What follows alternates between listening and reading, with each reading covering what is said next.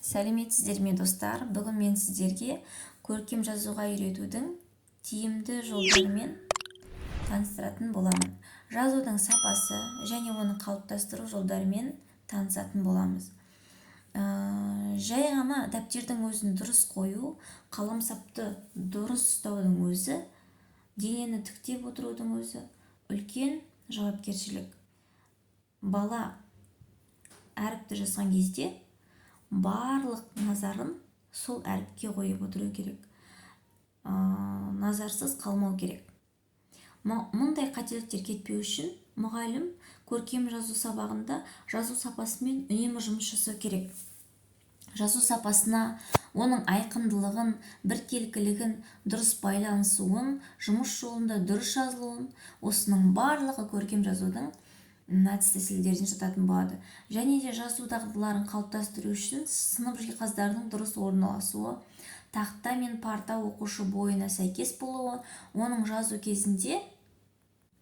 оқушының жазу кезіндегі ыңғайлылығы, оқушының партаға дұрыс отыруы, жазу құралдарын пайдалана білуі де өте маңызды.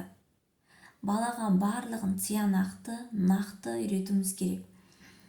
Сөздерді жазған кезде, әріптерді жазған кезде 1,5-2 сантиметр, яғни бір саусақтың ізіндей жол қалдыруымыз керек. Жазудың сапасын қалыптастыру үшін мұғалім мынадай бағытта жұмыс жасайды. Ең алдымен бірінші сабақтан әріптің форматымен жұмыс жасау керек. Яғни әріптің форматын біз мысалы А әріпін алып қарайық. Төменнен бастаймыз, көлденеңнен жазатын боламыз, қиғаштатып. Сол кезде біздің әріптеріміз әдемі шығатын болады. Оқушылар әріп формасын түсіне отырып жазу өте маңызды. Әсіресе бірінші және екінші сынып оқушылары. Бұл кезде әріпті бейнелей отырып қозғалу, таза жазу дағдысына қалыптастыруымыз керек. Әріпті түсіне отырып жазу үшін мынаны білуіміз керек.